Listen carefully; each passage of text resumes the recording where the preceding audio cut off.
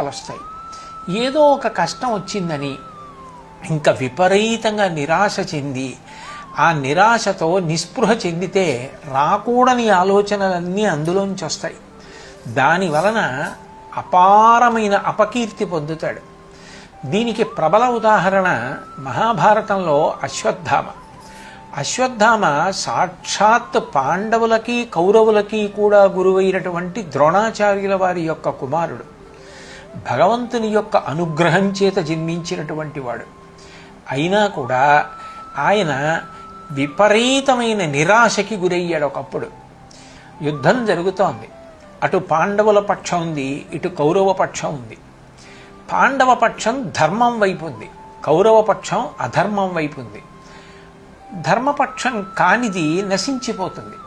అందుకే భీష్ముడు మరణించాడు, ద్రోణుడు మరణించాడు, చిట్ట చివరికి దుర్యోధనుడు కూడా తొడలు విరిగిపోయి రక్తం కారుతూ యుద్ధభూమిలో పడిపోయి ఉన్నాడు. మన పక్షంలో వాళ్ళు ఇంతమంది మరణించారు, ఇక గెలిచే అవకాశం లేదు, మనం ఓడిపోతున్నాం, పాండవులు గెలుస్తున్నారని అశ్వత్థామ విపరీతమైన నిరాశకి గురైపోయాడు. ఆ నిరాశకి గురైపోయినటువంటి అశ్వత్థామ చెయ్యకూడని ఆలోచన చేశాడు. ఎందుకు వస్తుంది అటువంటి ఆలోచన అంటే, మనిషి విపరీతమైన నిస్పృహకి నిరాశకి గురైపోయాడు అనుకోండి, అటువంటి వక్రపు ఆలోచనలు వస్తాయి. ఆయనకి ఏమి ఆలోచన వచ్చిందంటే, రాత్రివేళ చెట్టు మీద కాకులు నిద్రపోతుంటాయి. ఆ నిద్రపోతున్నప్పుడు కాకిని గుడ్లగూబ వచ్చి చంపేసినా దానికి తెలియదు. గుడ్లగూబ నిశ్శబ్దంగా వచ్చి నిద్రపోతున్నటువంటి కాకి యొక్క కంఠాన్ని కొరికేసిందనుకోండి, కాకి మరణిస్తుంది. అదే పగటిపూట అనుకోండి, గుడ్లగూబ కానీ చెట్టు మీద వాలి కాకి గూడు దగ్గరికి వెళ్ళిందా, మిగిలిన కాకులన్నీ కూడా కావు కావుమంటూ అరుస్తూ వచ్చి తమ గోళ్లతోటి ఆ గుడ్లగూబ శరీరాన్ని చీల్చేసి ముక్కులతో పొడి చేసి గుడ్లగూబ అక్కడి నుంచి పారిపోయేటట్టు చేసేస్తాయి.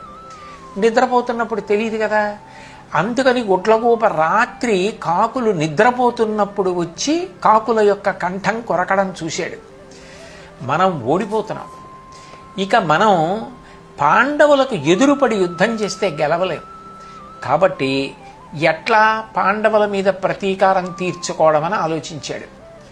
అంత గొప్ప అశ్వత్థామ, అన్ని అస్త్రాలు తెలిసిన్నవాడు, ద్రోణాచార్యుల వారి కొడుకు, చెయ్యకూడని ఆలోచన చేశాడు. నిద్రపోతున్నటువంటి పాండవుల యొక్క పిల్లలందరినీ చంపేశాడు.